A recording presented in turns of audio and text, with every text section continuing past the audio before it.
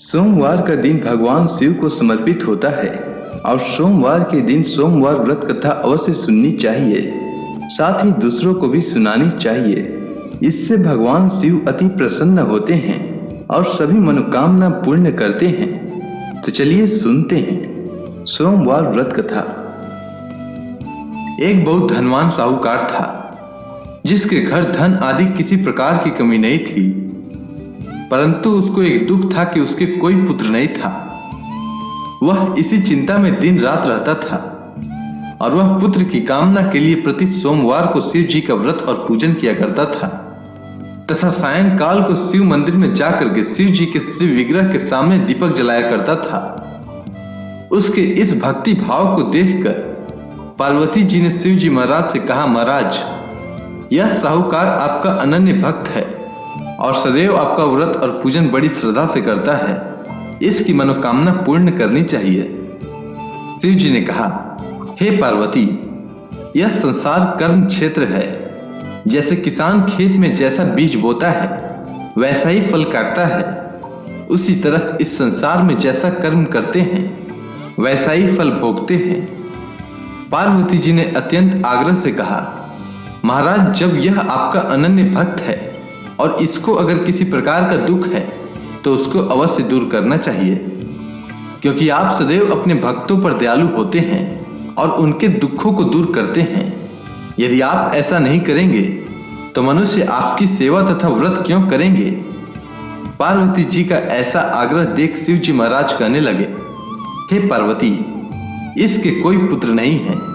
इसी चिंता में यह अति दुखी रहता है। इसके भाग्य में पुत्र न होने पर भी मैं इसको पुत्र की प्राप्ति का वर देता हूं, परंतु यह पुत्र केवल 12 वर्ष तक जीवित रहेगा। इसके पश्चात वह मृत्यु को प्राप्त हो जाएगा। इससे अधिक मैं और कुछ इसके लिए नहीं कर सकता। यह सब बातें साहूकार सुन रहा था। इससे उसको न तो कुछ प्रसन्नता हुई और न ही कुछ दुख हुआ। वह पहले जैसा ही शिव जी महाराज का व्रत और पूजन करता रहा। कुछ काल व्यतीत हो जाने पर साहूकार की स्त्री गर्भवती हुई और 10वें महीने उसके गर्भ से अति सुंदर पुत्र की प्राप्ति हुई। साहूकार के घर में बहुत खुशियां मनाई गई, परंतु साहूकार ने उसकी केवल 12 वर्ष की आयु जान कोई अधिक प्रसन्नता प्रकट नहीं की और न ही किसी को इसके बारे में बताया। जब वह बालक 11 वर्ष का हो गया तो उस बालक की माता ने उसके पिता से विवाह आदि के लिए कहा, तो वह साहूकार कहने लगा कि मैं अभी इसका विवाह नहीं करूंगा, अपने पुत्र को काशी जी पढ़ने के लिए भेजूंगा। फिर साहूकार ने अपने साले अर्थात बालक के मामा को बुलाकर उसको बहुत सा धन देकर कहा कि तुम बालक को काशी जी पढ़ने के लिए ले जाओ और रास्ते में जिस स्थान पर भी जाओ यज्ञ करते हुए ब्राह्मणों को भोजन कराते जाओ। वह दोनों मामा भांजे यज्ञ करते और ब्राह्मणों को भोजन कराते जा रहे थे। रास्ते में उनको एक शहर पड़ा। उस शहर में राजा की कन्या का विवाह था और दूसरे राजा का लड़का जो विवाह कराने के लिए बारात लेकर आया था वह एक आंख से काना था। उसके पिता को इस बात की बड़ी चिंता थी कि कहीं वर को देख कन्या के माता पिता विवाह में किसी प्रकार की अड़चन पैदा न कर दें। इस कारण जब उन्होंने अति सुंदर सेठ के लड़के को देखा तो मन में विचार किया कि क्यों न दरवाजे के समय इस लड़के से वर का काम चलाया जाए। ऐसा विचार कर वर के पिता ने उस लड़के और मामा से बात की तो वे दोनों राजी हो गए। फिर उस लड़के को वर के कपड़े पहनाकर तथा घोड़ी पर चढ़ाकर दरवाजे पर ले गए और सब कार्य प्रसन्नता से पूर्ण हो गया। फिर वर के माता पिता ने सोचा कि यदि विवाह कार्य भी इसी लड़के से करा लिया जाए तो क्या बुराई है। ऐसा विचार कर लड़के और उसके मामा से कहा, यदि आप फेरों का और कन्या दान के काम को भी करा दें तो आपकी बड़ी कृपा होगी और मैं इसके बदले में आपको बहुत सा धन दूंगा। तो उन्होंने स्वीकार कर लिया और विवाह कार्य भी बहुत अच्छी तरह से संपन्न हो गया।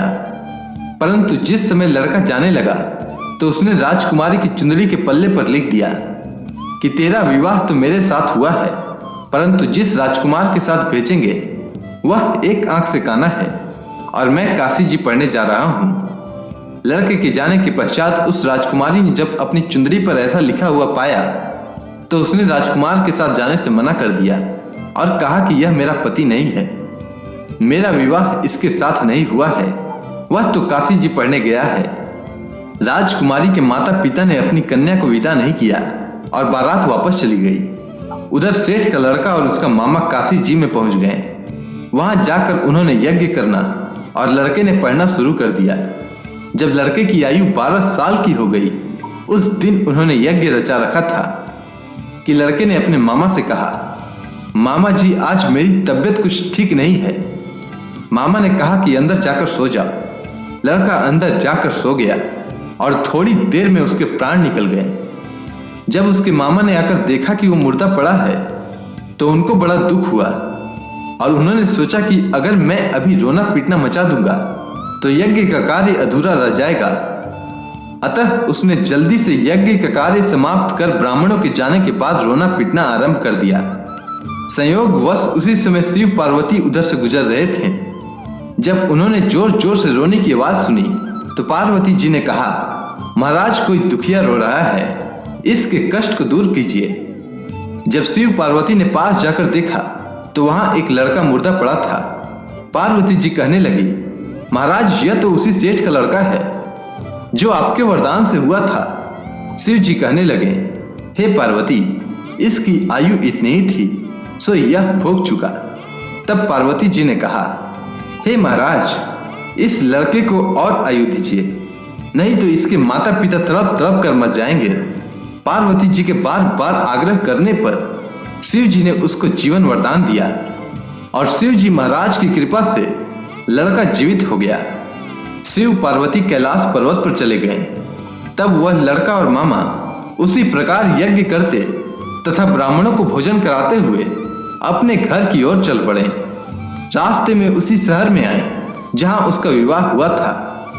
वहां पर आकर उन्होंने यज्ञ आरंभ किया तो उस लड़के के ससुर ने उसको पहचान लिया और अपने महल में ले जाकर उसकी बड़ी खातिर की। साथ ही बहुत दास दासियों सहित आदर पूर्वक लड़की और जमाई को विदा किया। जब वह अपने शहर के निकट आए तो मामा ने कहा कि मैं पहले तुम्हारे घर जाकर खबर कर लेता हूं। जब उस लड़के का मामा घर पहुंचा तो लड़के के माता पिता घर की छत पर बैठे थे और यह प्रण कर रखा था कि यदि हमारा पुत्र सकुशल लौट आया तो हम राजी खुशी नीचे आ जाएंगे, नहीं तो छत से गिरकर अपने प्राण त्याग देंगे। इतने में उस लड़के के मामा ने आकर यह समाचार दिया कि आपका पुत्र आ गया है, तो उनको विश्वास नहीं आया। तब उसके मामा ने भरोसा दिलाते हुए कहा कि आपका पुत्र अपनी स्त्री के साथ बहुत सारा धन साथ लेकर आया है। तो सेठ ने आनंद के साथ उसका स्वागत किया और बड़ी प्रसन्नता के साथ रहने लगे।